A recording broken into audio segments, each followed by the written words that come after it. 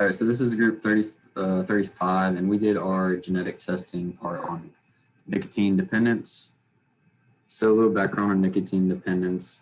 Nicotine dependence, otherwise known as ND, is a condition where the body is highly addicted to or dependent on nicotine as a substance.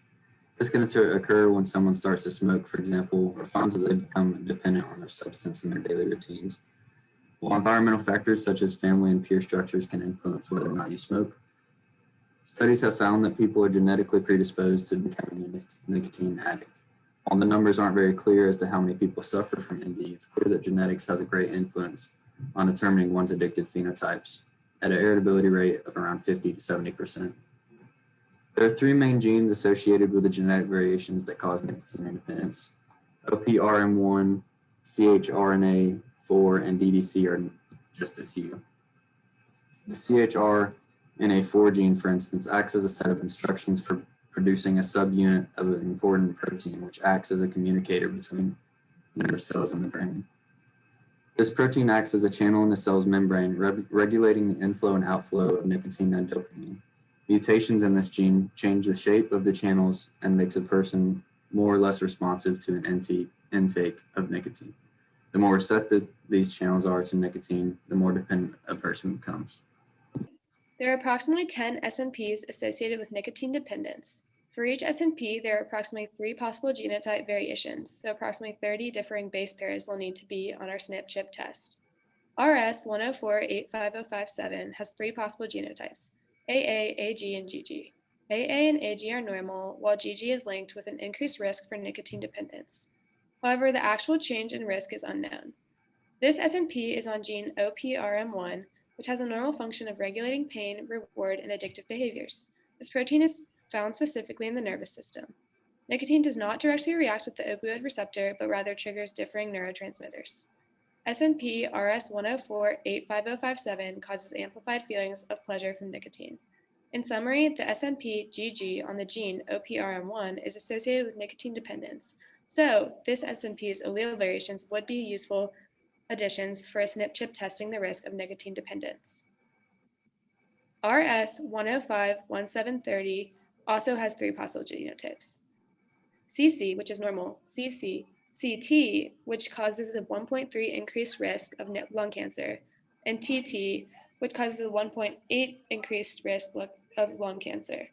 This SNP occurs on the gene CHRNA3, which has a normal function of making one of the 5 subunits for a larger protein, NACHR. NACHR proteins play a role in chemical signaling between nerve cells and also act as channels. The SNP RS105130 changes the structure of the channel, which can affect the uptake of nicotine, making it more addictive. Different variations of RS105130 have different impacts on an individual's likelihood to develop lung cancer. Up to 14% of lung cancer may be due to this allele. The CT allele means that they develop lung cancer, leading to nicotine dependence. A study revealed that the likelihood of a person to start smoking was not affected by whether a person is a T carrier versus a C carrier. However, if someone already smokes, their version of this allele holds a big impact on their likelihood to become nicotine dependent. T carriers are more likely to smoke more cigarettes and have a more difficult time quitting. This SNP is a proven indicator and therefore very useful in our genetic test. The G allele of RS10485057 is directly associated with a higher likelihood of smoking initiation and nicotine dependence. The actual change in risk is unknown, but the gene directly affects the functioning of OPRM1, which regulates pain, reward, and addictive behaviors. Our genetic tests, including these SNPs, could alert a non-smoker of their likelihood to begin smoking and therefore encourage them to take preventative measures and avoid nicotine. It could also alert a smoker of their increased likelihood to become dependent and the severity of the situation, and hopefully motivate them to start the process of quitting. Knowing that a smoker has a genetic predisposition to a nicotine dependency can help them figure out what dose of nicotine therapy treatment would be most effective. Pharmacogenetic trials of nicotine dependence treatment suggest that genetic profiles of smokers may be used someday to choose the best type, dose, and duration of treatment for individual smokers. The limitations of the test would include only providing studies of very specific groups of people and not many people being studied.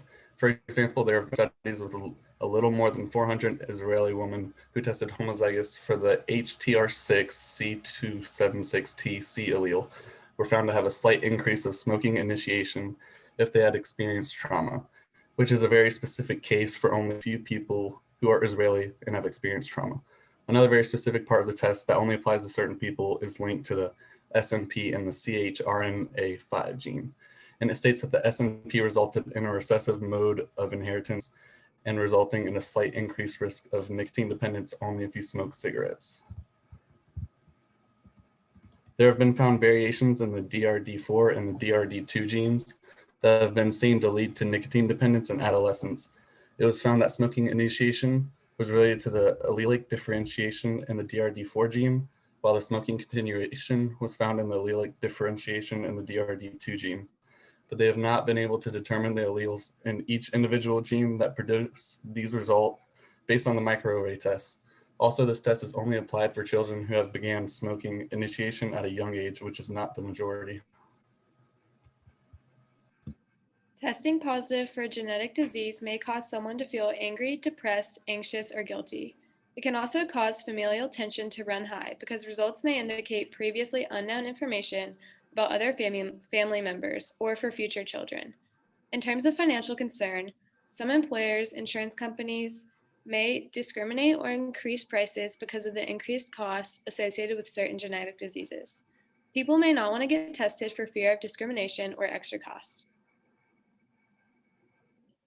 To give people considering genetic testing peace of mind, it is important that they are aware of the laws which have been created to protect them, specifically the Genetic Information Non-Discrimination Act, also known as GINA. Title I prohibits genetic discrimination in health insurance, and Title II prohibits genetic discrimination in employment.